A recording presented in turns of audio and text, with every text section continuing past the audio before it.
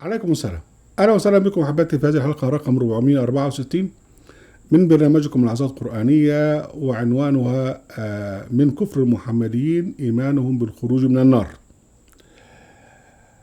حين كنت خطيبا في جمعية دعوة الحق الإسلامية في الثمانينيات، في أوائل الثمانينيات، فكنت أخطب فيها أهاجم البخاري.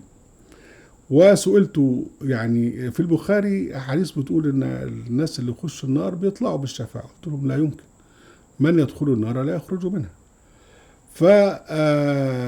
فخطبت في هذا خطبة، وبعدين بعد ذلك نشرت كتاب المسلم العاصي هل يخرج من النار ليدخل الجنة، وأثبتت أنه لا يمكن من يدخل النار أن يخرج منها. وصودر الكتاب ودخلنا السجن بعدها. الله سبحانه وتعالى ذكر هذا الموضع في سورتي البقرة وفي سورة وآل عمران. قال عن أهل الكتاب الذين يشترون الكتاب وأماني ويبيعون للناس الأوهام، وقالوا لن تمسنا النار إلا أياما معدودة، مش هتمسنا النار إلا شوية أيام وبعدين نطلع. قل اتخذتم عند الله عهدا فلن يخلف الله عهده؟ هل جاء عهد من ربنا بأن كنتم لو دخلتوا النار هتطلعوا منها؟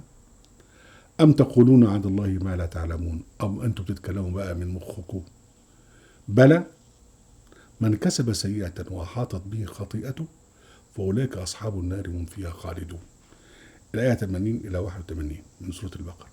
من كسب سيئة وأحاطت به خطيئته، ظل في السيئة يعيش فيها وتصرف بالسيئات، وأحاطت به خطيئته إلى أن مات على هذا، مات عاصيا، فأولئك أصحاب النار هم فيها خالدون، مش هيطلع منها.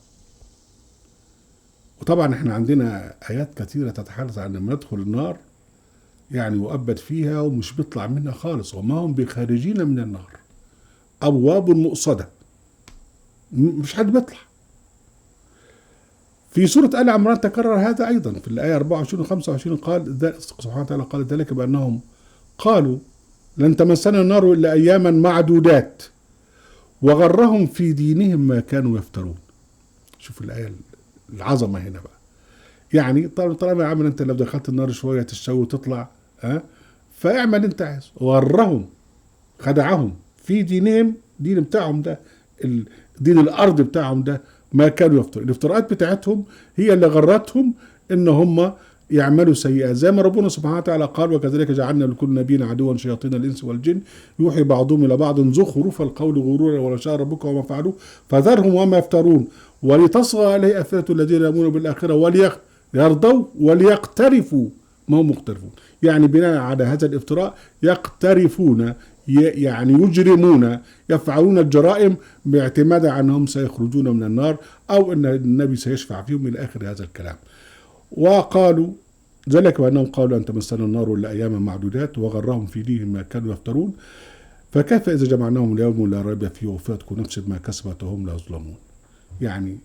يوم القيامة هو العدل، هو الحق، ليس فيه ظلم على الإطلاق، لا ظلم اليوم. سيعلن يوم القيامة أنه لا ظلم اليوم، فالذي يموت وقد أحاطت به خطيئته سيدخل النار خالدا مخلدا فيها. هذا الإفك الذي افتراه الكافرون من أهل الكتاب ما لبث أن اجتره وقاله أئمة المحمديين في أحاديث البخاري وغيره وغيره. وإذا نفيت هذا الحديث من البخاري سيتكالب عليك أتباع البخاري يتهمونك بالكفر لأنهم يؤمنون بالبخاري ويجعلونه فوق كتاب الله. أهلا وسهلا بكم أحبتي في برنامجكم لحظات قرآنية وفي قناة أهل القرآن في موقع أهل القرآن. لا تنسوا المشاركة بالشير ولايك، وعليكم السلام.